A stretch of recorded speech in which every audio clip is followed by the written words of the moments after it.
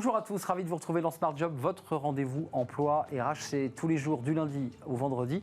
Débat, analyse, expertise et vos rubriques habituelles évidemment. Transformer les organisations grâce à une solution technologique, grâce à la science.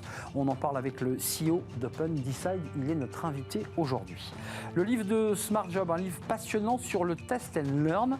Son auteur, Adilson Borch, sera notre invité. Il est le directeur learning et développement dans le groupe Carrefour. Et puis le cercle RH et son débat d'actualité. Devinez quoi, on va parler de cette 5e vague et toutes les inquiétudes qui en découlent. On commentera évidemment la conférence de presse du ministre de la Santé, Olivier Véran. Qu'est-ce que cela va changer pour vous? Est-ce que les entreprises se préparent déjà à se réorganiser? On en parlera avec mes invités dans quelques instants. Et puis fenêtre sur l'emploi, on parlera avec Laurent Arnaud, qui est fondateur de Je ne suis pas un CV, de la manière de faire se rencontrer les recruteurs et ceux qui cherchent un emploi, et pas forcément grâce à un CV. On fera le point avec lui. Ce sera à la fin de notre émission. Tout de suite, c'est bien dans son job. Digreed, plateforme d'apprentissage personnalisée pour développer aujourd'hui les compétences de demain.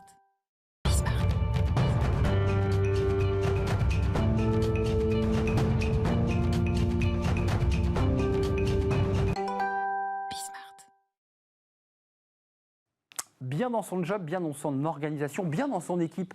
Voilà une question qui taraude les managers. Comment faire pour réussir à travailler, à être performant, à maintenir l'engagement des équipes? On en parle avec Guillaume Tastet. Bonjour Guillaume. Bonjour. On est ravis de vous accueillir. Vous êtes CEO d'Open Decide, donc véritablement créée en 2019. Elle a démarré en 2015. D'abord, ce qui est intéressant, c'est tout ce que vous allez nous dire vient de la bouche d'un ingénieur et pas d'un professeur de management dans une école de commerce. Ça vient d'un ingénieur. Racontez-nous d'abord l'histoire d'Open Decide et pourquoi un ingénieur décide de créer de la valeur ou créer de l'intelligence pour aider les organisations. Comment c'est venu tout cela? En fait, c'est venu d'une prise de conscience assez tôt que notre monde va avoir faire. En fait, le 20e siècle, c'était un siècle où on avait des transformations majoritairement technologiques pour beaucoup. Le 21e siècle, ça va être un siècle où on va avoir des transformations plutôt organisationnelles, c'est-à-dire comment on va devoir reconfigurer finalement nos sociétés à grande échelle pour pouvoir transformer, pour faire face à tous les défis auxquels on va devoir faire face. Donc c'est l'humain. C'est l'humain. Technologique en fait, 20e, humain 21e. 21e siècle, et si on n'arrive pas à reconfigurer, on va être de changer ces modes de fonctionnement, on va être pas en capacité de faire face aux défis. Et donc l'enjeu va être de savoir comment on le fait ça le plus rapidement possible finalement dans les organisations. Bien sûr. Ce qui est intéressant, c'est que vous avez choisi de vous engager aussi dans le Next Gen Summit à la Défense, parce que c'est, à travers votre discours, c'est aussi tout l'esprit de ce sommet à la Défense. C'est la transformation des entreprises, c'est la réflexion qu'elles mènent pour se transformer. Vous êtes un des acteurs de cette transformation. Oui. D'abord, vous avez fait un travail titanesque. Racontez-nous. Pour apporter de la valeur à vos clients, vous avez compilé la littérature autour de ce sujet. Depuis combien de temps? Là, en fait, on a travaillé avec 2 laboratoires de recherche. Donc, ça a pris quand même plusieurs années à compiler tous les travaux de recherche sur la performance d'équipe depuis les années 1943, c'est-à-dire faire un état des lieux de qu'est-ce qu'on sait au niveau de l'humanité. 43.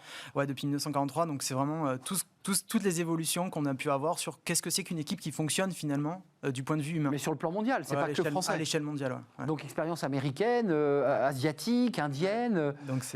Et donc, avec cette base de données, parce qu'en fait, vous créez une base de données, vous êtes en mesure d'apporter finalement une sorte d'analyse presque mondiale, presque juste? Une analyse très fine pour une équipe de comment elle fonctionne, comment elle souhaiterait fonctionner et quel est l'impact du fonctionnement sur l'équipe, sur la performance de l'équipe. Parce qu'il y a un sujet qu'on a souvent abordé sur ce plateau, c'est l'espèce de subjectivité de la notion de management. Oui. C'est-à-dire qu'il y a des recherches qui se font en management, la preuve, vous avez compilé la littérature, mais il y a une forme de subjectivité. Finalement, sur ce sujet-là, tout le monde a un peu raison, tout le monde a son point de vue. Oui. Vous amenez de la science, quelque part, comme un juge de paix à ce sujet. C'est un peu ça l'idée. Oui, et on ne peut pas construire une maison sur du sable. Et là, du coup, quand on construit une équipe, elle doit être, même si on change le manager, l'équipe doit être solide en fait. C'est-à-dire elle doit être en capacité, quel que soit le contexte, de pouvoir avoir un haut niveau de performance. Qu'est-ce qui ressort justement de cette base de données compilée mondialement comme les éléments clés pour qu'une équipe fonctionne? Ouais. Alors il y a 2 facteurs. Le premier élément, c'est la première grande découverte qu'on a fait sur 600 équipes. Ça représente un peu plus de 8000 personnes aujourd'hui, sur 43 organisations différentes. De tailles différentes, j'imagine. Ouais, de taille. On va sur des petites startups jusqu'à des niveaux de très grands groupes, du coup de plusieurs centaines de milliers de personnes, quelles que soient les typologies d'équipes aussi. Et ce qui va ressortir principalement, c'est la grande découverte qu'on a pu faire, c'est que plus une équipe est alignée sur son mode de fonctionnement, donc si on laisse l'équipe décider de comment elle fonctionne, plus elle sera performante, et ça se voit, c'est-à-dire qu'il y a une relation linéaire, désolé du terme un peu ingénieur, mais il y a une relation linéaire entre l'alignement et la performance d'une équipe. Et après, il y a d'autres découvertes qui sont absolument fabuleuses, qui ont été faites en 2015, en particulier par une chercheuse qui s'appelle Amy Edmondson, qui est la notion de sécurité psychologique dans les équipes, qui est fondamentale, et la gestion des frustrations aussi. Ce sont 2 éléments, c'est-à-dire comment finalement on lutte contre les peurs et comment on lutte contre les frustrations pour libérer les équipes. Étonnamment, il n'y a pas de problème d'engagement dans les équipes.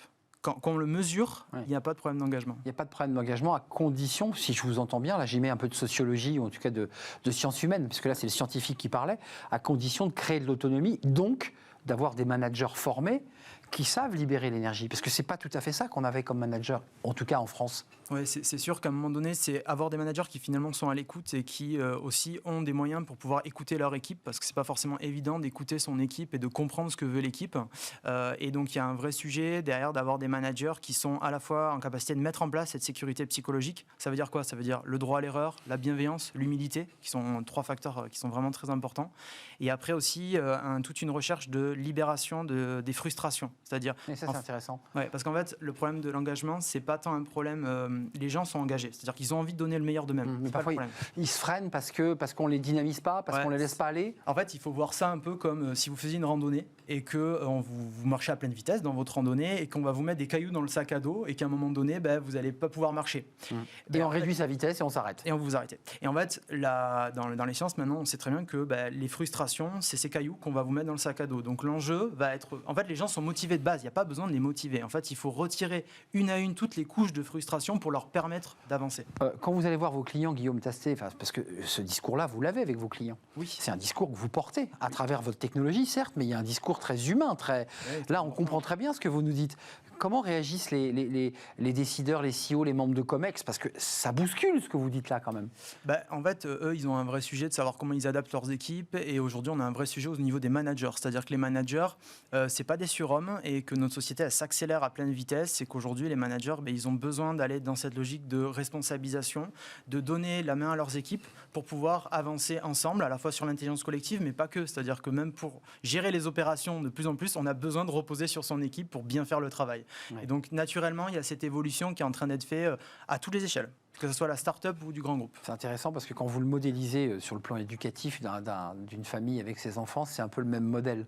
Oui. Soit on laisse son enfant se casser la figure sur la poutre parce qu'elle va apprendre en apprenant à tomber, soit on lui tient la main et on l'empêche d'y aller. Il y a un petit peu de ça aussi dans le rapport au manager. C'est une sorte de manière un peu paternaliste de couver, d'éviter l'erreur. Et vous dites, il faut aussi, on a le droit à l'erreur. Et j'en parlais juste avant, c'est marrant parce que en fait, l'enjeu, c'est de savoir comment on peut autoriser l'erreur, mais que l'erreur ne soit pas en soi une cause de blessure.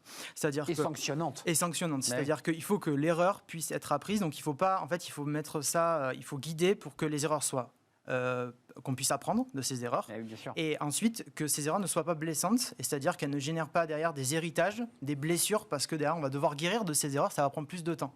Et en fait c'est ce qu'on fait avec OpenInsight, c'est-à-dire de pouvoir aider justement à avoir un environnement sécurisé et où on ne va pas se blesser inutilement, parce que sinon après ça prend encore plus de temps. Guillaume, ça marche comment? Parce que là on a compris la philosophie, on a compris la manière dont vous avez créé en fait cette matrice. Ça marche comment? Tout simplement, en fait, c'est une plateforme digitale en ligne en modèle SaaS, donc Software as a Service, qu'on a des abonnements par équipe, quelle que soit la typologie d'équipe, et les clients ont accès à cette plateforme. Ils peuvent lancer autant de diagnostics qu'ils veulent. Et associé à ça, il y a tout un benchmark de pratique aussi, de comment d'autres équipes fonctionnent, et toute une suite aussi d'ateliers qui peuvent être mis en œuvre pour aligner l'équipe sur ces différents modes de fonctionnement.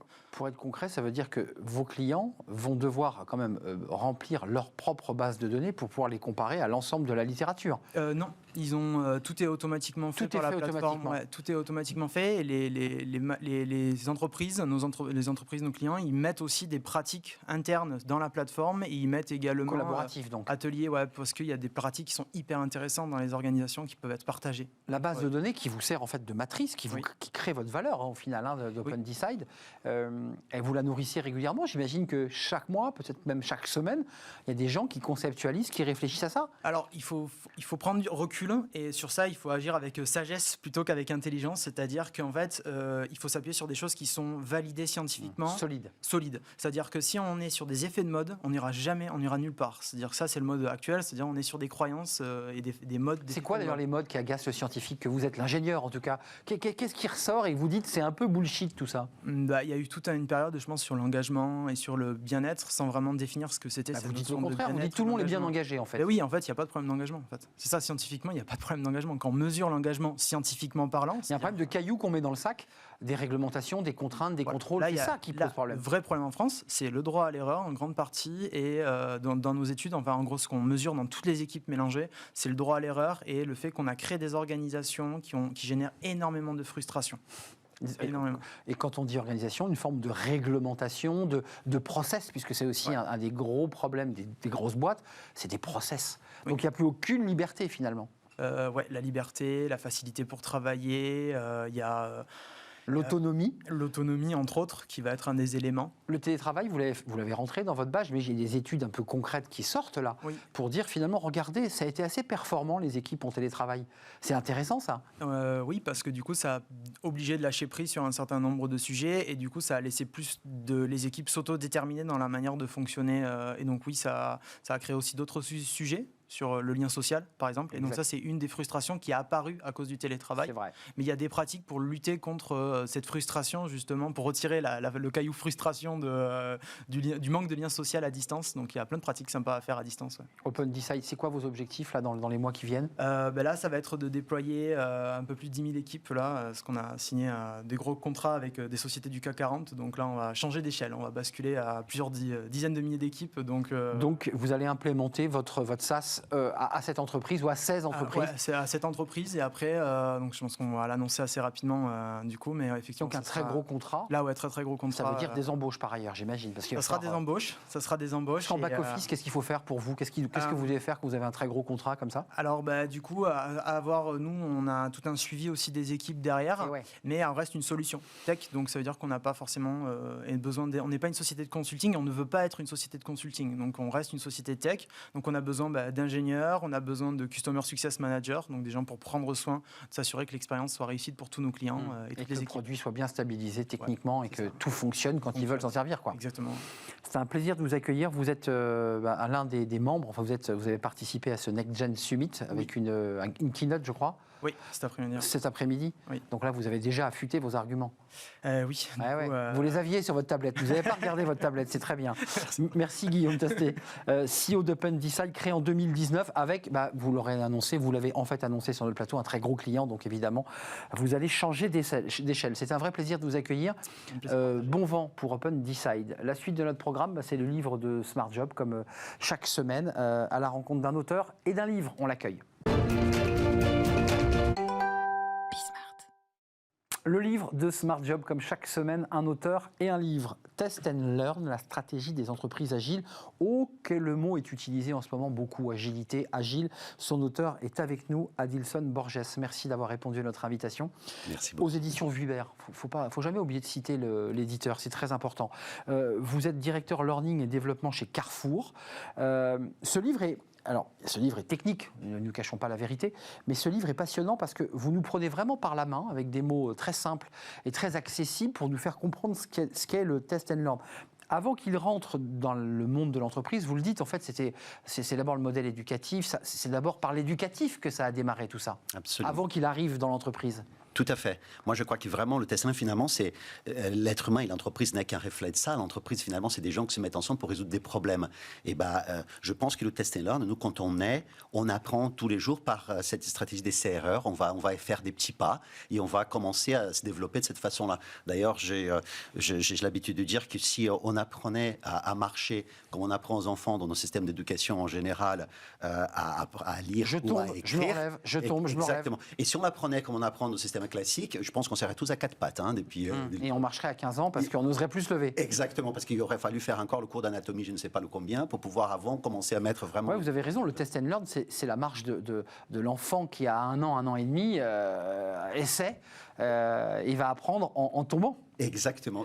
Il y a un élément intéressant dans le livre aussi, c'est que vous rentrez dans des détails techniques, la manière dont les choses se sont organisées. Vous dites, les grandes entreprises, elles sont assez routinières.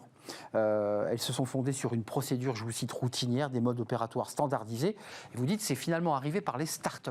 Exactement. Elles ont compris ça parce que ça implique ce qu'on vient d'entendre juste avant, le droit à l'erreur. Exactement. Moi, je suis convaincu de ça. En fait, les grandes entreprises sont issues pour la plupart, pour une certaine quantité, du monde de la révolution industrielle. On est encore sur les process. On a quelques sachants qui se mettent autour de la table et qui font des grands plans, des grands projets. Or, les startups, elles vont essayer de disrupter ce marché en se disant comment je peux faire les choses autrement. Et elles n'ont pas de legacy, elles n'ont pas vraiment besoin d'utiliser les systèmes qui étaient utilisés autrefois. Et du coup, elles sont beaucoup plus agiles, beaucoup plus rapides, et elles testent des choses, elles voient si ça marche, elles pivotent, elles ajustent, elles apprennent et elles avancent. Alors, ce modèle du test and learn, il a commencé à irradier doucement le monde de l'entreprise. C'est-à-dire que les grandes entreprises se sont dit, mais après tout, il faudrait qu'on s'y mette. Alors, vous évoquez quand même des limites et des freins, c'est le coût de tout ça, parce qu'il y a des process où, globalement, on ne peut pas faire de test and learn. Ça coûte trop cher. Exactement. Je pense qu'il y a, en fait, il y a certaines choses sur lesquelles il est plus difficile de tester que d'autres. Mais ce qui est important, et je pense que c'est là l'intérêt pour l'entreprise, c'est que finalement, le test and learn réduit aussi le risque. C'est comme quand on va plonger dans la piscine. Plutôt que de se jeter directement dans l'eau, on met le petit doigt et on voit la température. Et ensuite, on plonge. Et c'est la même chose. Si on a des problématiques complexes dans l'entreprise, on peut peut-être réduire le risque en faisant un test sur une petite partie, sur une sous-partie de la clientèle, par exemple, et voir si notre produit est adopté, s'il est intéressant, si le client l'aime, et ensuite le lancer pour tout le monde. Il y a une anecdote très grand public dans votre livre, alors qui est très accessible, parce que ce livre véritablement est accessible à sa lecture, même si le contenu est complexe, mais la lecture est aisée. Vous racontez l'histoire de cette manageuse qui, alors là on est dans le test and learn en communication, donc finalement plus proche de moi et de nos métiers. Elle demande à son équipe de choisir entre 3 types de mails pour toucher, motiver, engager les managers. Bon, c'est basique.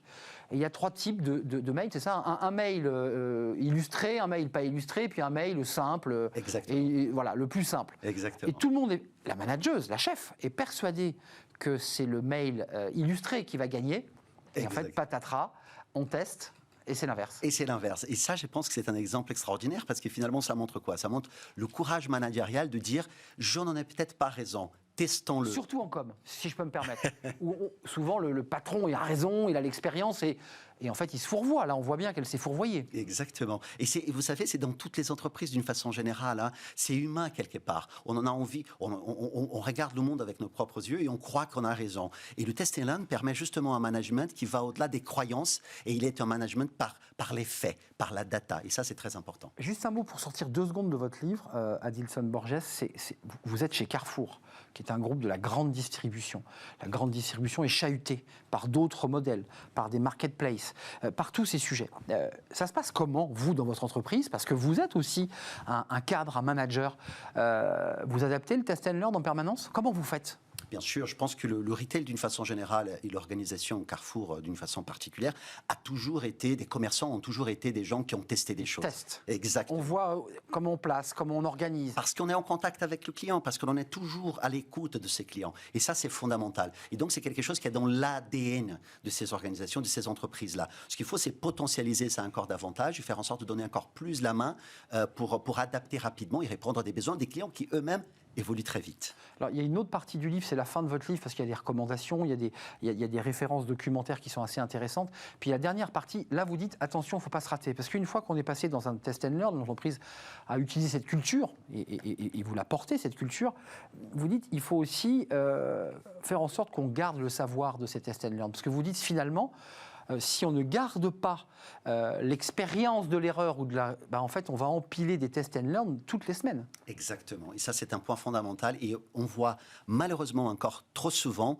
beaucoup de tests et peu de learn. Beaucoup de tests et peu d'apprentissage qui en ressort. Et donc, l'intérêt vraiment, c'est de pouvoir justement brancher ces tests dans des systèmes de formation des organisations pour faire en sorte qu'une autre BU, un autre pays, une autre partie de l'entreprise ne réinvente pas la roue à chaque fois en faisant les choses que d'autres secteurs ont déjà fait. Et Dieu sait qu'on en a des exemples de ce type-là aujourd'hui. D'un point de vue concret, ça veut dire quoi? Ça veut dire qu'il faut quand même remplir, indexer des bases de données pour dire on a testé de cette manière et ensuite utilisable à l'ensemble du groupe. Je pense à Carrefour, par exemple. Exactement. Le principe est celui-là. Mais après, vous savez, on peut le faire d'une façon plus sympa, peut-être plus moderne aussi. Je pense par exemple à des petites vidéos. Pourquoi on ne pourrait pas avoir une base de données dans laquelle en fonction des mots-clés, on va chercher et on en tombe sur la vidéo de la personne qui a porté ce test et qu'elle dit le problème que j'ai eu, le test que j'ai mis en place et les résultats que j'ai obtenus en 1 minute 30, ce qui permet à toute l'organisation finalement de savoir ce qui se passe et de ne pas répéter la même chose après. Juste pour garder l'esprit, parce que je laisse les lecteurs découvrir votre livre, mais c'est la philosophie de ce livre, quand vous avez commencé à ouvrir votre ordinateur et vous dire, tiens, je vais écrire un livre sur ce sujet qui me semble passionnant, qu'est-ce que vous avez envie de dire fondamentalement? On ne fait pas assez de test and learn, il n'est pas encore rentré assez dans les mœurs des entreprises? Moi, je pense qu'on en a encore beaucoup de progrès à faire parce que le test and learn, il est à la portée de tous. Le test and learn peut être demain vraiment un outil d'innovation collaborative, créatrice de valeur, notamment pour nos organisations françaises, européennes, alors que je pense que les Américains et d'autres, enfin les anglo-saxons, notamment par rapport à la notion de droit à l'erreur qui vous évoquiez à juste titre tout à l'heure. Ça, c'est plus anglo-saxon que européen, j'allais dire, et français. Je pense qu'on a besoin de travailler ça profondément. Moi, d'ailleurs, je n'aime pas forcément parler de droit à l'erreur, mais j'aime beaucoup parler de devoir de tester, justement, pour sortir le mot erreur qui peut être un peu connoté. Parce que le test, de toute façon, je ne l'ai pas précisé dans votre présentation, je me suis situé qu'à Carrefour, mais vous êtes aussi professeur de marketing par ailleurs et doctorant en sciences de gestion. Donc c'est quand même un sujet indépendamment et aux côtés de vos activités professionnelles qui vous habitent. On n'est pas allé au bout de l'histoire, en fait, là. Tout à fait. Je me permets juste de dire, moi, effectivement, je suis professeur de marketing à Neoma Business School, mais je suis aussi docteur en sciences de gestion. Et effectivement, c'est un sujet majeur pour les gens qui réfléchissent autour du management. Comment peut-on aujourd'hui donner la main aux collaborateurs, les donner du pouvoir pour qu'ils puissent eux aussi lever le doigt et dire « Moi, j'ai une idée pour améliorer mon business. J'ai une idée pour faire les choses d'une façon plus performante. » Adilson, dans votre livre, cette fameuse manageuse en communication, puisqu'on est sorti de l'industrie ou de la tech, elle se remet en question quand même, puisqu'on ne l'a pas dit, il y a un épilogue à votre histoire. En réunion de service, elle reconnaît avec modestie qu'effectivement, elle s'était trompée et que sa newsletter, n'était pas plébiscitée. Donc, il faut aussi que les managers soient en capacité, lorsqu'on est dans le test and learn, donc dans l'erreur potentielle, de dire, je me suis trompé. Exactement, vous avez tout à fait raison. Et d'ailleurs, le test and learn est à la fois une culture et une méthode. La partie méthodologique, on en a parlé, on donne beaucoup d'exemples dans le livre, en effet. Mais Blablacar notamment. Exactement, mais la culture, elle est fondamentale. Si vous avez des managers qui n'ont pas ces courages-là de dire « je ne sais pas, le monde change tellement vite, il y a tellement de choses qui bougent ». Donc une éthique. C'est une méthodologie et c'est aussi une manière d'être. Exactement, dans l'organisation. Et ça, c'est fondamental. Si on n'a pas ça, la méthode seule ne fonctionnera pas. Donc il y a une forme d'éthique aussi, une remise en question de soi-même. Absolument. C'est un plaisir de vous accueillir, Adilson Borges. Merci. Docteur en sciences de gestion, mais je l'avais dit, et professeur de marketing, et puis par ailleurs directeur learning et développement chez Carrefour, et surtout l'auteur de Test and Learn, la stratégie des entreprises agiles. Il est sorti chez Vuibert. C'était un vrai plaisir. Merci beaucoup. On fait une courte pause et on retrouve mes invités pour le cercle des experts. L'actualité, évidemment, vous devinez, c'est la 5e vague. Comment les entreprises vont s'organiser. On reviendra évidemment sur la conférence de presse d'Olivier Véran, le ministre de la Santé, accompagné de Jean-Michel Blanquer, parce qu'il y a des enjeux aussi sur le scolaire. Et puis on parlera bien de l'adaptation possible de l'entreprise, mais aussi de l'hôpital, qui est en grande difficulté et qui va devoir accueillir plus de malades, nous dit-on. C'est tout de suite, juste après la pub.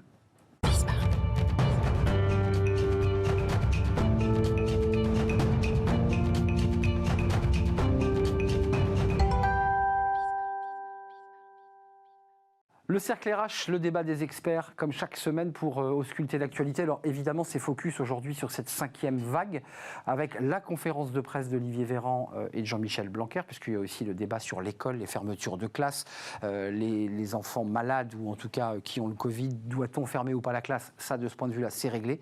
on ne fermera plus la classe en entier. Voilà, on isolera les enfants malades et on pourra permettre à ceux qui ne sont pas malades de pouvoir rester en classe. Ça, c'est un sujet, mais on va parler d'économie aussi avec mes invités, parce que c'est vrai qu'il n'y a pas eu un mot, mais pas un mot sur les entreprises, sur le télétravail. Je ne parle pas de confinement, mais pas un mot sur ce sujet. Peut-être est-ce une information qu'on va commenter avec mes invités. À ma droite, Valérie Ohanessian. Bonjour Valérie. Bonjour. Directrice générale de la Société française des analystes financiers, administratrice de la Fondation Concorde et médiatrice par ailleurs, parce que c'était aussi un sujet de préoccupation et vous étiez venu nous en parler. Marion Darietor, bonjour Marion, présidente d'Arcane, du cabinet Arcane, et vous êtes la coprésidente d'Entreprise et Progrès. Merci d'avoir répondu à notre invitation. Et puis un nouveau venu sur ce plateau, et on l'accueille avec grand plaisir, Jean-Baptiste Giraud. Bonjour Jean-Baptiste, directeur bonjour, merci beaucoup. Et fondateur, puisqu'il faut rappeler que vous avez fondé Économie Matin, qui aujourd'hui s'appelle économiematin.fr. On l'aura donc compris, c'est sur Internet, avant d'avoir été en papier pour ceux qui aimaient. Et qui il y a 18 ans déjà. Il y a 18 ans, mais on s'en souvient. Ça tourne, hein. Oui, ça tourne, ça ne nous rajeunit pas, en effet. D'abord, le gouvernement prépare la riposte. Alors tout le monde s'attendait à une conférence de presse musclée, une riposte, on est en guerre. Est-ce que vous avez été surpris, un peu étonné ou pas du tout ? Non, je vous sens blasé. Valérie, vous me dites non, pas du tout. Oh, non, très bien. Non, parce que voilà, je pense que d'abord il y a une certaine habitude. On est à la 5e vague, hein, donc on finit par. Lassé ou blasé ? Peut-être un petit peu des deux. Le ministre a annoncé des mesures qui sont celles auxquelles on s'attendait. Je crois qu'à quelques mois des présidentielles, et compte tenu de ce que nous ont appris les derniers confinements, il était quand même peu envisageable d'aller vers ces dispositions très, très sévères. Le confinement, c'est vrai que ça semble...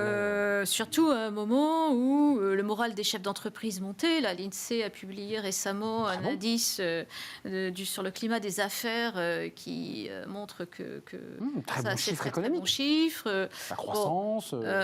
Donc, voilà, je pense qu'il aurait été sûrement très, très redoutable d'envisager d'autres mesures. Et je pense que ça renvoie à la responsabilité de chacun. De prendre les mesures de précaution qui s'imposent dans ce genre de contexte. Même à travers ce Covid, vous nous dites, on est déjà dans la campagne présidentielle. C'est-à-dire le fait qu'il n'y ait pas ces mots qui apparaissent, je ne sais pas ce que vous en pensez, Marion Darietor, mais il n'y a pas eu le mot télétravail. Certains se sont dit, mais basiquement, depuis le 31 août, le télétravail est à discrétion des entreprises, chacun fait ce qu'elle veut, on signe des accords ou pas. Pas un mot sur le télétravail, pas un mot. Alors moi, j'ai moins envie de politiser le débat. Non, mais là, c'est concret, ça. Concrètement, c'est vrai que les mots que j'ai entendus, c'est vaccination et respect des gestes barrières. Bon. En tout cas, renforcement. On ne peut plus se faire la bise, il faut garder le masque. Un classique. C'est quand même le masque au bureau. Voilà, c'est un classique. Moi, j'ai envie de croire, si je suis un peu positive, que finalement, il n'y a pas de renforcement des mesures en télétravail parce que les entreprises ont joué le jeu depuis le début et qu'on se dit, et que le gouvernement se dit, finalement, ça tourne bien. Et donc voilà. Donc, oui, on s'attendait tous. Mais quoi, soulagé parce que vous avez un cabinet, vous avez des clients. Moi, à titre personnel, soulagé. Les membres d'Entreprise et Progrès que je représente, soulagés aussi, parce qu'en fait, le télétravail existe, il s'est mis en place. Tout le monde a appris à vivre avec ces mesures de télétravail. Il y a des avantages et des inconvénients. Il y a des entreprises et des secteurs d'activité où ça va mieux qu'à d'autres, mais plutôt soulagé qu'il n'y ait pas de renforcement des mesures de télétravail à un moment donné où on a quand même besoin de lien social, de retourner au boulot et voilà. Donc, Jean-Baptiste, je suis allé sur votre site pour préparer l'émission. Alors vous aussi, vous posiez la question, mais que va bien nous dire Olivier Véran ? Regardons juste, c'est très simple, c'est une petite animation préparée par Fanny Griesmer. On voit les éléments un peu concrets de ce. Alors c'est quand même d'un grand classicisme quand même. C'est même voilà. Surprenant de platitude. Voilà, on le voit, pas de fermeture, confinement, couvre-feu envisagé. Bon, ça c'est réglé. Rappel vaccinal pour tous. À la limite, on savait déjà tout à l'avance. Hein. C'est ce qui avait déjà fuité dans la presse. On défonce une porte ouverte. 5 mois, on a gagné un mois. Enfin, vous savez, il y a un chiffre dont vous n'avez pas encore parlé, c'est le nombre de morts. En quoi on peut être crédible à demander aux Français d'appliquer des mesures plus strictes et plus restrictives de nos libertés quand le nombre de morts, et tant mieux, est faible. Et je vous rappelle, et on le sait, qu'aujourd'hui, les personnes qui décèdent du Covid, ce sont des personnes âgées, atteintes de comorbidité. Bien sûr, dans notre métier journaliste, on met en exergue le cas de la boxeuse de 31 ans, ou de cette famille, ancienne championne de France, ou de cette famille qui décède, tout le monde décède du Covid, c'est dramatique. Ce sont des cas qui existent, mais des cas isolés. Aujourd'hui, l'immense majorité des personnes qui décèdent sont âgées, atteintes de comorbidité ou parfois pas vaccinées. Je n'ai pas dit que c'était une obligation, mais ça en fait partie. Oui, enfin, le débat va se poser, puisque pour le rappel, on était à 7, on passe à 5 mois, donc c'est-à-dire ceux qui ont été vaccinés il y a 5 mois. J'ai lu qu'il y avait un délai de 7 mois pour se mettre en règle. En fait, on est d'accord, enfin, ça fait donc 12 mois. L'autre vrai sujet, c'est que ça devient juste n'importe quoi. C'est-à-dire qu'en fait, on ne sait plus quelle est la règle qui s'applique. Pourquoi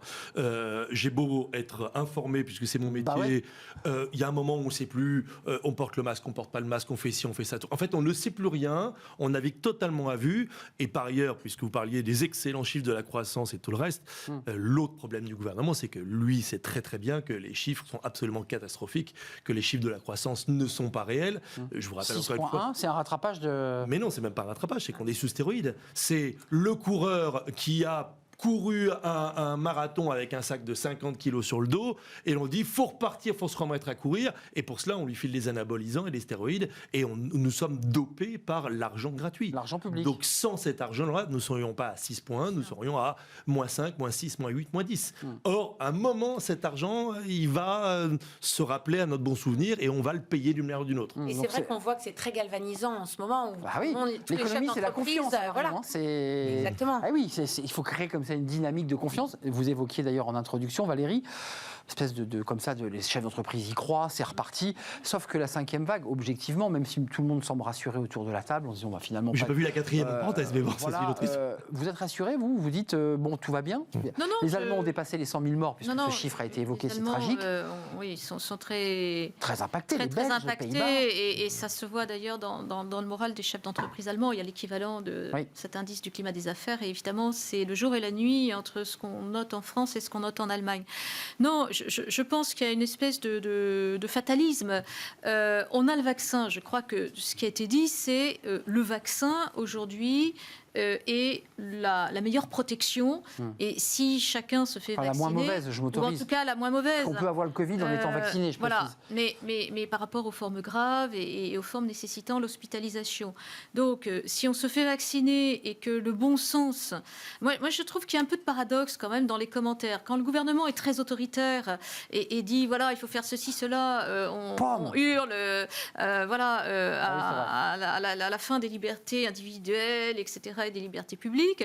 Quand il laisse finalement la responsabilité de chacun, cette liberté de s'organiser avec les outils qui sont déjà bien installés, le télétravail, le masque, etc. Non, mais vous êtes comme le dit le patron du MEDEF, il dit, attendez, laissez les entreprises s'organiser. Moi, je pense que le gouvernement insiste sur cette campagne de vaccination qui, jusqu'à preuve du contraire, est la meilleure ou la moins mauvaise solution. Et pour le reste, on sait tous à peu près ce qu'on a à faire pour, utiliser ces gestes barrières, organiser le travail dans nos entreprises. Le télétravail, maintenant, en effet, est quelque chose d'organisé partout. Donc, on a les outils. Stabilisé, oui. Et dans l'hybride, 2 jours, 3 jours. Le problème, ce sont les oubliés de cette crise. Parce que, à force de les oublier, ils meurent en silence.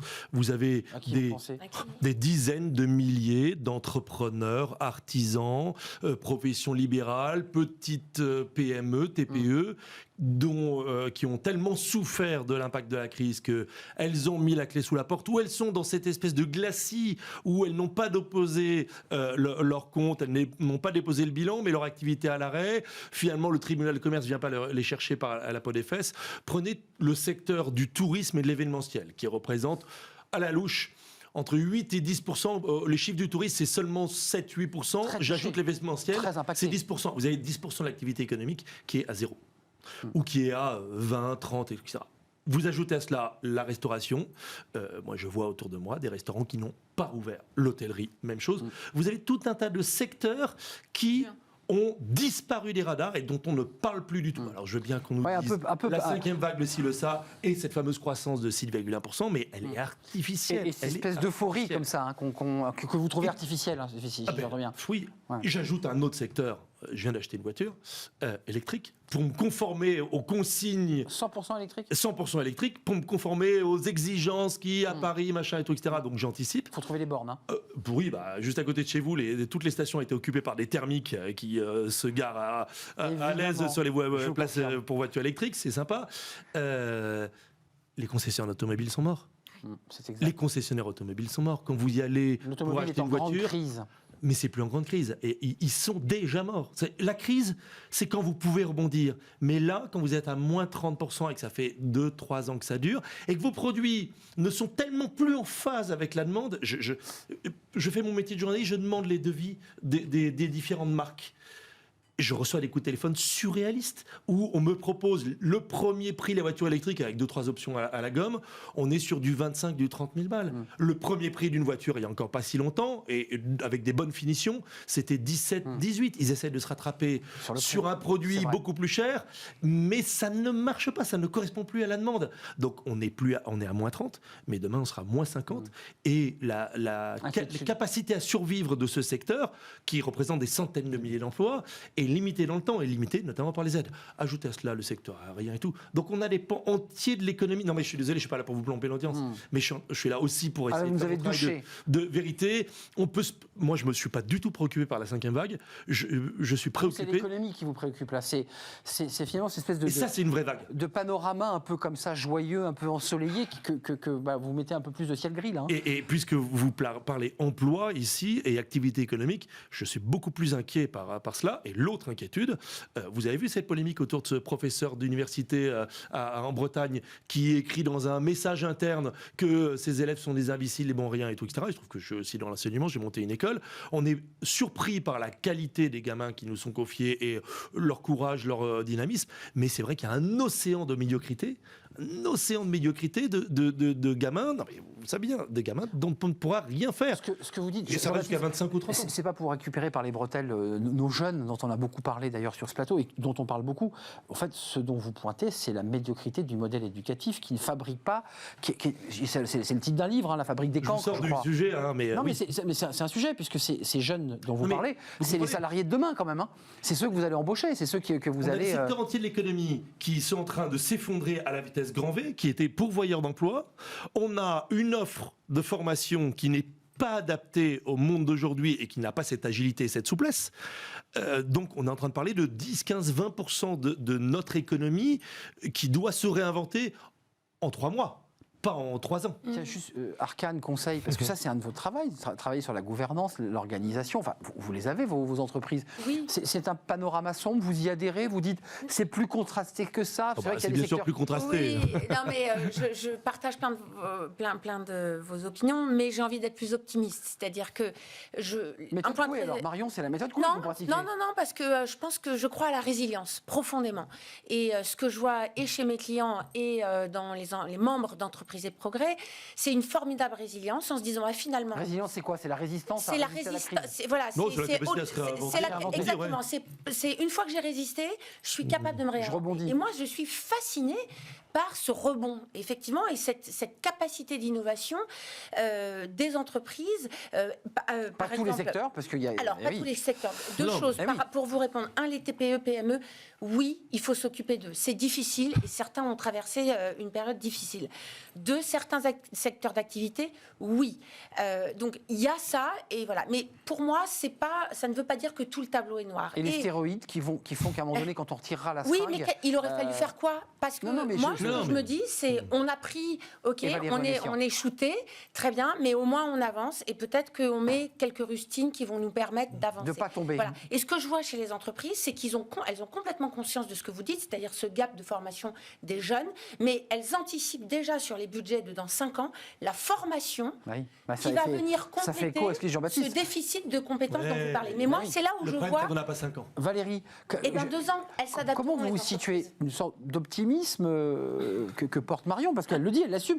Puis Jean-Baptiste nous fait un tableau assez précis, assez carré de secteurs qui sont en train de... Je vous alerte sur le biais. On est à Paris, juste à côté de la place des Étoiles. Je vous alerte sur ce biais classique dont je suis le premier responsable. C'est le biais de regarder tout avec nos lunettes de Parisien et du parisianisme. Notre souplesse, notre capacité à rebondir n'est pas la même dans le 8e, dans le 7e, dans le premier. Je suis la pessimiste et la radeuse du plateau, donc j'ai trouvé meilleur que moi sur ce terrain. Vous avez doublé aujourd'hui. J'ai envie de prendre un angle un petit peu différent, parce qu'en réalité, je partage ce diagnostic. Mais en fait, je pense que si on veut être honnête, il faut qu'on le fasse en dehors de la crise. Parce que tout ce qu'on décrit là, la crise le met en lumière d'une manière assez crue. parce que, voilà, on a vécu des moments de rupture, mais en réalité, tout ce dont nous parlons, c'est très vieux, c'est très antérieur à la crise. Les déficits publics, la médiocrité de la formation. C'est vrai. Mais la crise ne fait que mettre en lumière ce qui était déjà là. La crise ne fait que mettre en lumière ce qui était déjà là. L'aggrave, parce que il est évident que la dépense qui a été faite était sans doute nécessaire. Mais je pense que si on s'arrête à ça, évidemment, on ne va pas progresser. Parce que tout le monde sera d'accord pour dire que ces plans de soutien étaient bienvenus. Le problème, c'est de savoir sur quoi ils se sont appuyés. Sur déjà une situation qui était extrêmement détériorée, très fragilisée. Et je pense que si on veut être honnête dans nos diagnostics, donc sans doute après dans les thérapies qui seront proposées, il faut en quelque sorte mettre un peu cette crise entre parenthèses et revenir à l'analyse des fondamentaux, parce que sinon... Elle brouille un peu la vue. Elle brouille, et je pense que... C'est le doigt.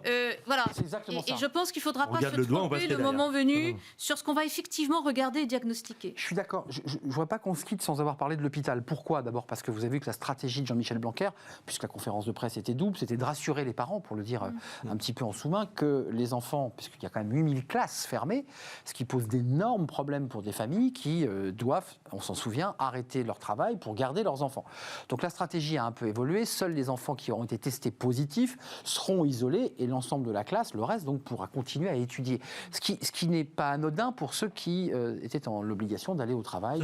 On ne dit pas que les enfants qui sont le nouveau foyer infectieux, c'est zéro hospitalisation. Non, bien sûr. Ou c'est absolument marginal. C'est-à-dire que cette population dans laquelle le virus vient se loger, puisqu'évidemment ils ne sont pas vaccinés pour la plupart, ça ne déclenche rien. C'est vrai. C'est pour le coup des gros rhumes et des petites grippes. Économiquement, des débats pour les parents qui disent, moi je peux pas. Il y a un débat sur l'hôpital. J'aimerais qu'on en parle un tout petit peu avant de se quitter, puisque on a parlé du modèle éducatif, du secteur auto.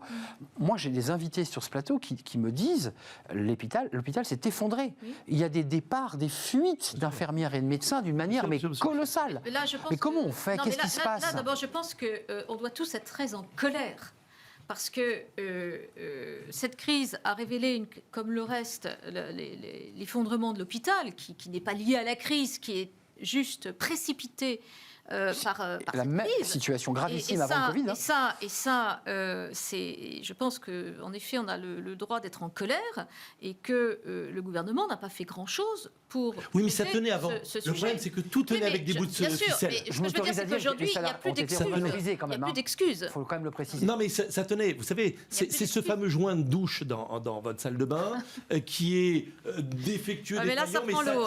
Là, ça prend l'eau. Mais c'est plus que ça prend l'eau. Ah non, mais à un moment, vous avez tout le carrelage qui s'effondre et vous regardez derrière, tout est pourri. C'est ça la situation. Et en fait, il y a un double débat parce que, en disant, malgré tout, les infirmières ont été revalorisées, il faut quand même rendre à César ce que c'est à César, ça ne rattrape pas le problème de pouvoir d'achat. Mais surtout, ça ne traite pas l'organisation de l'hôpital. Mais qu'est-ce que vous en pensez ? Est-ce que l'hôpital, la vie des agents disent, moi je quitte l'hôpital, je ne veux plus faire ce métier. Je pense que c'est ce que vous disiez tout à l'heure, c'est-à-dire que la crise, elle fait que révéler des choses qui étaient latentes et la situation à l'hôpital comme la situation dans l'éducation, il y avait 2-3 petits trucs sur lesquels il fallait bosser. Et donc la question que ça pose, c'est est-ce qu'on va profiter de cette crise et de la chance d'avoir des aides pour se redresser les manches et de se dire on va s'attaquer vraiment au sujet de fond. Vu le contexte politique et électoral, on a un problème de volume là en fait. C'est pas sûr. Et il y a un problème de volume.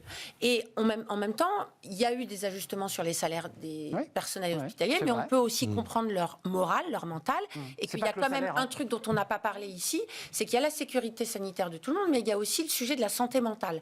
Que ça soit pour les jeunes, que ça soit pour les infirmiers, que ça soit pour les gens en entreprise. Je veux dire, la France...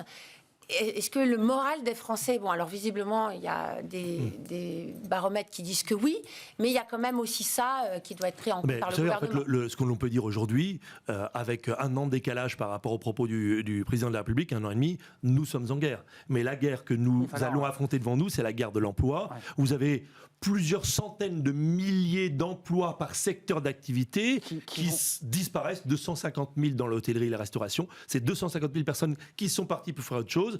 Vous avez vu l'histoire des mutuelles, c'est 100 000. Le gouvernement dit d'un trait de plume, je pourrais demain supprimer les mutuelles. C'est 100 000 personnes, il va falloir les occuper autre chose. C'est pas encore fait. Non, la c'est pas encore grande fait. sécu, elle n'est pas encore là. Mais c'est pas encore fait. Mais c'est les volumes que je voulais mettre en exergue. C'est des milliers d'emplois. Les concessions automobiles qui vont disparaître. C'est écrit, tout comme j'ai créé un journal papier. Il a disparu du jour au lendemain avec tous les autres journaux, quasiment. C'est écrit, on le sait. La marche de l'histoire. Le modèle, oui, mais ouais. une marche accélérée. Une marche accélérée. Le problème, c'est que le modèle de la concession automobile, si vous êtes propriétaire d'une concession automobile ou d'un réseau de concession automobile, vous ne dormez plus parce que vous savez que dans 3 ans, vous aurez disparu. Et là, on parle de plusieurs centaines de milliers de personnes qui vont devoir changer d'emploi du jour au lendemain, par choix ou par contrainte. Juste avant de nous quitter, parce que je ne vous ai pas bien entendu, je voudrais qu'on boucle la boucle. Si on se revoit dans un mois, vous dites, avec la formule proposée par Olivier Véran, là, ce qui nous a été proposé, cette feuille de route, il faut remettre le masque un peu partout. Ça tient ou ça ne tient pas, cette histoire? Parce que si on se revoit dans un mois, moi j'ai... que vous n'avez pas parlé de la Guadeloupe et de la Martinique. Et la Guadeloupe et la Martinique qui travaillent en plus alors dans des négociations un peu étranges, puisqu'on peut choisir le vaccin en fonction... Non, mais surtout, la dimension insurrectionnelle de la Guadeloupe et la Martinique, si elle s'installe, dans un mois, on viendra peut-être plutôt parler de comment on maintient ouverts des commerces qui ferment aujourd'hui à 17h à Lyon, en plein centre-ville. Référence à un reportage de début de semaine. C'est une réalité aujourd'hui. C'est pour ça que je vous dis... C'est intéressant, je vous parle Covid, vous me parlez sociétal.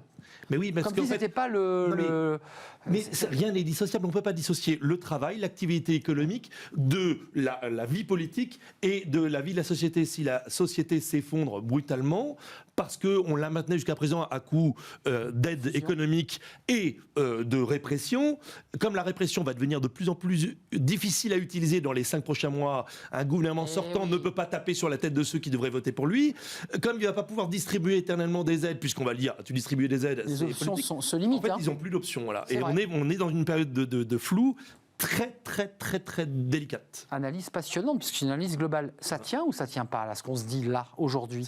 Vous dites, en décembre, les chiffres de projection de décembre sont catastrophiques, du nombre d'entrées à l'hôpital. Je pense que le gouvernement a les mêmes chiffres que vous et que nous. Ça tient ou pas? On laisse l'entreprise gérer sa petite vie, son télétravail, on n'impose plus rien d'autre. C'est compliqué tout ça. Je vous sens un peu embarrassé. Non. Moi, je crois à la responsabilité individuelle. Donc, vous me dites, il faut remettre le masque. Moi, personnellement, je ne l'ai jamais vraiment quitté quand j'étais dans des endroits collectifs. Donc, j'ai vu, en revanche, y compris d'ailleurs jusqu'au sein du gouvernement, des ambiances festives où le masque... Bon, donc voilà. On se serre la main, on s'embrasse. Je pense que... voilà, on a donc, vous n'êtes pas pour des mesures radicales comme on les a subies il y a un an, c'est-à-dire le gouvernement faisait tomber le coup près et disait... on circule comme ça. Je pense que c'est compliqué d'imposer la vaccination et d'avoir des mesures restrictives. Et le corollaire de la vaccination, c'est l'appel à la responsabilité individuelle avec tout son paquet voilà. Et je pense que, pour moi en tout cas, c'est aujourd'hui la bonne ligne, en tout cas la seule. Dans un contexte de présidentielle, Marion, dernier mot, c'est ça l'idée? En fait, on a été infantilisé pendant des mois. L'étiage est étroit, là. On nous dit il faut vous responsabiliser. Moi, je pense aussi que chacun est responsable. C'est ça qu'il faut faire. Vaccination, gestes barrières. Là, il y a un petit rappel à l'ordre. On avait relâché, on se faisait la bise, on se serrait la main. Voilà, le Covid, petit rappel à l'ordre. S'il suffit d'arrêter de se faire la bise et de se serrer la main pour arrêter cette 5e vague, c'est une guerre très sympathique finalement. C'est pas. On fera des checks. Voilà. Merci à vous trois. Merci Marion. Positive aujourd'hui. Peut-être qu'on se reverra dans un mois. On verra comment les choses. Je reviendrai dans un mois pour vous dire. Et vous étiez témoin. C'est enregistré. Marion Darrieutor, vous êtes la présidente de l'agence Arcan et coprésidente d'Entreprise et Progrès. Merci à Valérie Onessian, directrice générale de la Société française des analystes financiers et financières. Je ne sais pas si on peut mettre financière, je ne sais pas. Et merci à Jean-Baptiste Giraud, directeur de la rédaction, fondateur de économiematin.fr. Et votre livre, parce que je ne l'ai pas présenté tout à l'heure, mais c'est important de présenter les livres, c'est long de les écrire. Voilà, on le découvre. Dernière crise avant l'apocalypse. Vous voyez pourquoi je suis un peu dans le thème, mais malheureusement... oui, vous êtes resté quand même sur la ligne de votre livre. J'aimerais vous dire autre chose. Je suis père de famille nombreuse. Quand on est père, et mon co-auteur Jacques Bichot est vraiment un expert économiste connu, et lui aussi il est père et grand-père, on n'écrit pas avec plaisir qu'il y a beaucoup de voyants dans le rouge vif. Et là, le gros problème, c'est qu'on a peint avec du vernis à ongles verts, mesdames les voyants. On fait semblant de croire que les voyants rouges sont au vert, et ça c'est encore plus inquiétant, ce déni de réalité. Et ça nous fait pas marrer de le dire. Tout est enregistré. J'aimerais bien qu'on fasse une émission dans un mois et demi pour voir comment tout cela évolue, tant sur le plan de l'emploi que sur le plan de cette... Si vous voulez, on peut l'enregistrer tout de suite, j'ai déjà une petite idée de mois et demi. Prenez votre temps, on va respirer un tout petit peu. Merci à vous trois. Une dernière rubrique de notre émission, c'est Fenêtre sur l'emploi. On parle des CV. Après tout, est-ce est-ce que c'est bien encore utile le CV pour être recruté? Pas sûr, on en parle.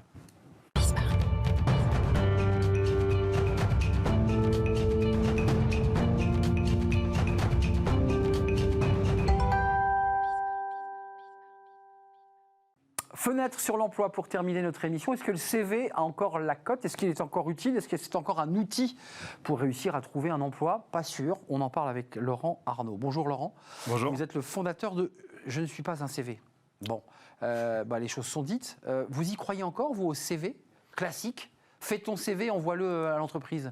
L'idée, c'est d'être non pas dogmatique, mais pragmatique. Pour certains métiers, le CV est un élément très utile et à certaines occasions, le CV est un élément très utile. Pour des métiers d'expertise, si je recherche un développeur informatique, j'ai besoin de voir une trace chez des candidats qui se sont formés au langage informatique et le CV est un très bon outil pour ça. Si je rencontre un candidat, ça va être extrêmement structurant pour lui de se présenter à travers son CV et pour le recruteur de découvrir à travers son CV. Donc, il ne s'agit pas d'être dogmatique et de dire faisons la révolution, il faut tout changer et on va jeter les CV par les fenêtres, poubelle, ouais. mais de se dire à un moment donné, le CV est un outil restrictif. Et ce moment-là, c'est quand...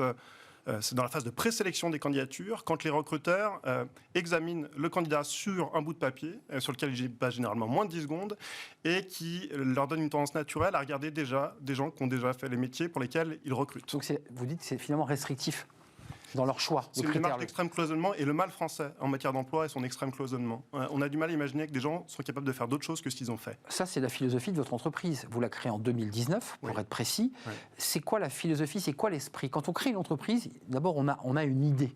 Qu'est-ce qui vous anime à ce moment-là pour dire, après tout, on va essayer de disrupter ces espèces de relations classiques demandeurs d'emploi et employeurs? C'est un regard critique sur le marché de l'emploi en France.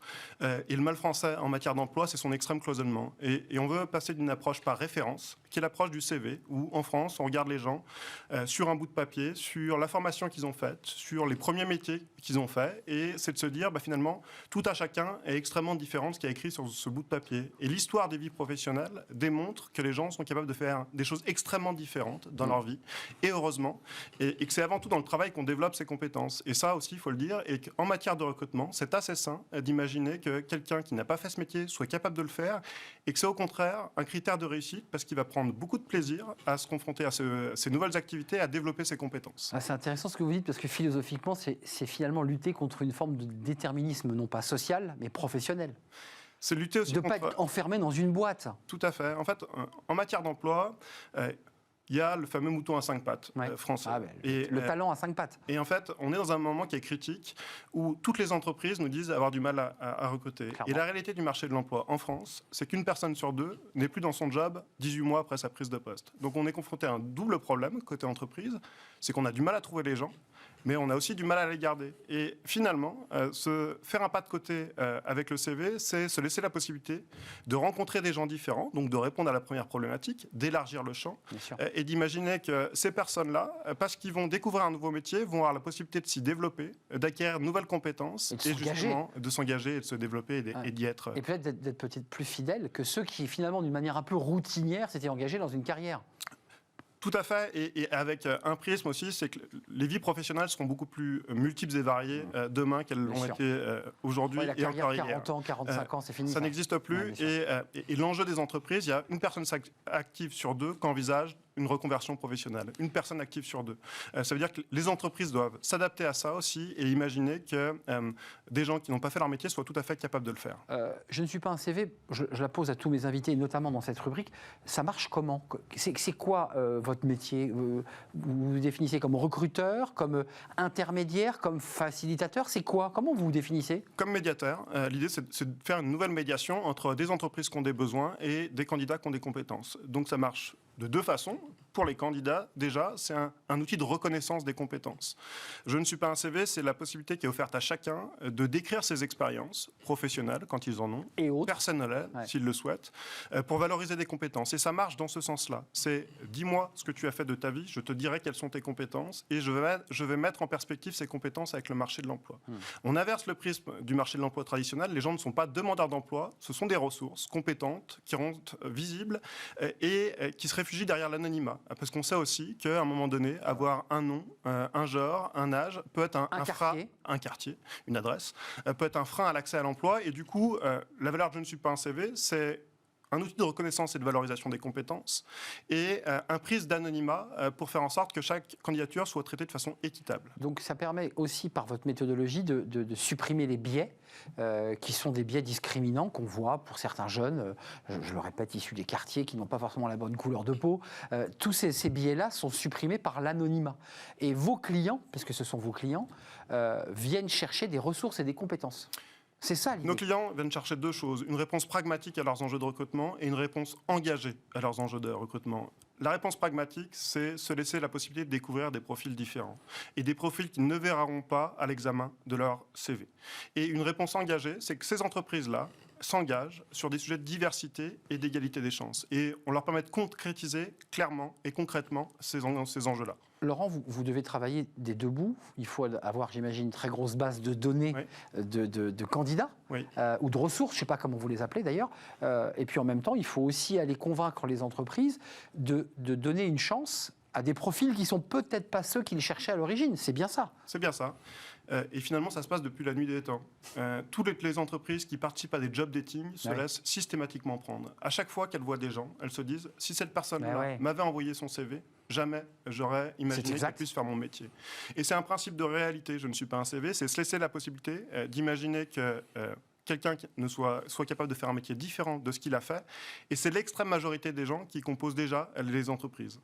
Donc c'est revenir à un principe de réalité avec une démarche qui est aussi extrêmement engagée pour se dire j'affirme des engagements pour la diversité et l'égalité des chances. Je les mets en pratique à travers Je ne suis pas un CV dans un moment qui est opportun pour moi. Parce que cette démarche de décloisonnement, cette démarche d'ouverture, elle peut avoir beaucoup de sens à un moment donné pour une entreprise et elle peut en avoir moins à un autre moment. On est bien d'accord, Laurent, les fameux talents à 5 pattes, on a beaucoup d'invités sur ce plateau qui cherchent l'ingénieur tech qui a fait tous les logiciels informatiques qu'ils n'arrivent pas à trouver. Ça marche, sauf pour ce type de profil où, c'est ce que vous évoquiez au début de l'émission, où là, il y a besoin de compétences, de connaître évidemment l'ensemble des technologies. Pour tout le reste, on est polyvalent, c'est ce que vous dites. Ou presque pour tout le reste. Ça a beaucoup moins d'intérêt pour les métiers d'expertise. Développeur informatique est un métier d'expertise et ce pas des métiers qui sont toujours très qualifiés. Plombier, soudeur, électricien sont des métiers qui, dans l'imaginaire collectif, ne sont pas des métiers de cadre et pourtant qui sont extrêmement experts dans les compétences qu'ils mobilisent. Et à l'inverse, nous, on accompagne tous les métiers qui mobilisent des compétences transversales et ils sont innombrables. Lesquels, par exemple? C'est quoi les secteurs ou les métiers? Les métiers de la relation client qui se retrouvent à peu près dans tous les environnements et tous les secteurs d'activité. Les métiers du transport, de la logistique, du service aux entreprises, du service à la personne. Secteur en pénurie, hein? Tout à fait, mais aujourd'hui, je connais très peu de secteurs qui ne soient pas en pénurie de compétences. Et l'image médiatique qu'on renvoie quand on parle de ce sujet de pénurie de compétences, c'est toujours la même chose, c'est... les entreprises ont du mal à recruter, il y a pénurie de compétences, sous-entendu, les gens ne sont pas compétents. Nous, ce qu'on propose, c'est de porter un nouveau regard sur les gens en assumant deux choses. Un, qui sont tout à fait capables de s'exprimer dans un environnement différent, et deux, que c'est bien dans l'entreprise, dans chaque organisation, qu'on développe ces compétences. Avant de nous quitter, très concrètement, si je veux m'inscrire, comment ça se passe? Je remplis ma fiche, je ne suis pas un CV, puis on me demande mon nom, mon prénom, toutes les données, et j'informe, je remplis mon... Exactement. Côté candidat, on a ce prisme « Je ne suis pas un CV.fr et c'est extrêmement simple. En 2 minutes, on peut faire un profil de compétences et rendre visible ce profil en étant anonyme. C'est vraiment la valeur de décloisonnement du marché de l'emploi. L'anonymat, c'est important. Et côté entreprise? Et côté entreprise, on a deux façons d'accéder à cette promesse. C'est soit de nous contacter pour qu'on joue le rôle de médiateur et de cabinet de recrutement, soit de s'équiper de notre logiciel pour agir directement. Double possibilité pour les entreprises. Merci, c'était très clair, Laurent Arnault. Je ne suis pas un CV. Donc en un mot, je suis un homme, je suis une identité, je suis une âme, je suis un salarié. Je suis beaucoup plus que ce qui est écrit sur mon bout de Exactement. Bout de papier, souvent on est beaucoup plus que son CV. Merci d'être venu nous rendre visite, c'est la fin de notre émission. Merci de l'avoir suivi. Je remercie évidemment vous qui nous regardez et qui réagissez sur l'ensemble des réseaux sociaux. Merci à toute l'équipe, merci à Romain Luc pour la réalisation, Alex pour le son et merci à Fanny Griesmer et à Caroline pour l'accueil invité qui nous accompagnait aujourd'hui. Merci à vous, je vous retrouve évidemment demain si tout va bien et puis d'ici là restez fidèles à tous les programmes de l'ISMART. Bye bye.